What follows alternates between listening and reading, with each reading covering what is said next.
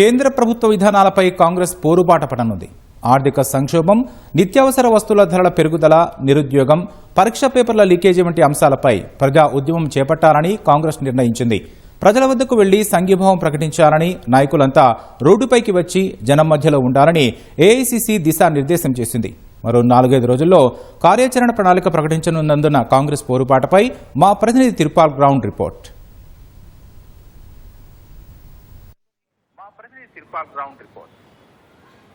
రాకేష్, కేంద్ర ప్రభుత్వ ప్రజా వ్యతిరేక విధానాలపైన కాంగ్రెస్ పార్టీ జనంలోకి వెళ్లాలని చెప్పి నిర్ణయించింది. ఏదైతే కేంద్ర ప్రభుత్వం వ్యవహరిస్తుందో ఆ ప్రజా వ్యతిరేక విధానాలపై తీవ్రంగా నిరసన వ్యక్తం చేస్తూ భారీ ఎత్తున ఉద్యమం చేపట్టాలని చెప్పేసి నిన్న ఢిల్లీలో జరిగిన సమావేశంలో ఈ మేరకు నిర్ణయం తీసుకుంది. దీనికి సంబంధించి ఇప్పటికే ఏ అంశాలను పరిగణలోకి తీసుకొని ఆ అంశాలకు సంబంధించి జనంలోకి తీసుకెళ్లి జనంలో చర్చించాలని, నిరసన వ్యక్తం చేయాలని చెప్పి సంఘీభావంగా ముందుకు పోవాలని చెప్పేసి నిర్ణయించింది. ప్రధానంగా ఆర్థిక సంక్షోభం అంటే అంతర్జాతీయంగా నెలకొన్న పరిణామాల వల్లే ఆర్థిక సంక్షోభం నెలకొన్నట్టుగా కేంద్రం చిత్రీకరించేటట్టుగా ముందుకు పోతుందని చెప్పేసి ఆందోళన వ్యక్తం చేస్తున్నారు. కానీ కేంద్ర ప్రభుత్వం అనుసరిస్తున్న విధానాల వల్లనే దేశం ఆర్థిక వ్యవస్థ సంక్షోభంలో పడిపోయిందని చెప్పేసి ఆందోళన కాంగ్రెస్ పార్టీ వ్యక్తం చేస్తుంది.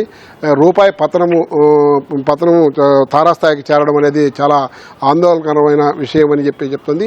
అదేవిధంగా నిత్యావసర వస్తువుల ధరలు విపరీతంగా పెరిగిపోతున్నాయి. అసలు పేద మధ్యతరగతి కుటుంబాల వాళ్ళు జీవించలేని పరిస్థితి ఏర్పడింది అని చెప్పేసి కూడా కాంగ్రెస్ పార్టీ భావిస్తుంది. మరొకవైపు నిరుద్యోగం, దేశవ్యాప్తంగా కూడా నిరుద్యోగ తీవ్రత ఎక్కువైంది. ఈ నిరుద్యోగానికి సంవత్సరానికి 2 కోట్ల ఉద్యోగాలు ఇస్తామని చెప్పిన బీజేపీ ప్రభుత్వం ఇప్పటి వరకు కూడా ఆ పరిస్థితి లేదు. ఏ ఒక్క సంవత్సరం కూడా 2 కోట్ల ఉద్యోగాలు ఇచ్చినట్టు ఎక్కడ దాఖలాలు లేవని చెప్పేసి కూడా అభిప్రాయపడుతుంది. ఆ విషయాన్ని కూడా జనంలోకి తీసుకెళ్లాలని చెప్పేసి కాంగ్రెస్ పార్టీ భావిస్తుంది. మరొక వైపు కేంద్ర ప్రభుత్వం ఏదైతే నీట్ లాంటి ప్రతిష్టాత్మకమైన పరీక్షలు నిర్వహిస్తుందో ఆ పరీక్షల నిర్వహణ కూడా లోపభూయిష్టంగా కొనసాగుతుంది. పేపర్లు లీకేజ్ కావడం వల్ల లక్షలాది మంది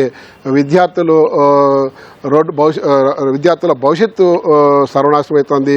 వాళ్ళు తిరిగి మళ్ళా ప్రిపేర్ కావాల్సిన పరిస్థితులు ఏర్పడుతున్నాయి. ఏ పరీక్షలు లీక్ కాకుండా సక్రమంగా జరుగుతాయా అన్నది ఒక అనుమానాస్పదంగా తయారైంది. ఇలాంటి అంశాలన్నింటినీ కూడా తెరపైకి తీసుకొచ్చుకొని వాటి మీద పూర్తిగా 2-3 నెలల పాటు ప్రజా ఉద్యమం చేయాలని చెప్పేసి ఏఐసీసీ సమావేశం నిర్ణయించింది.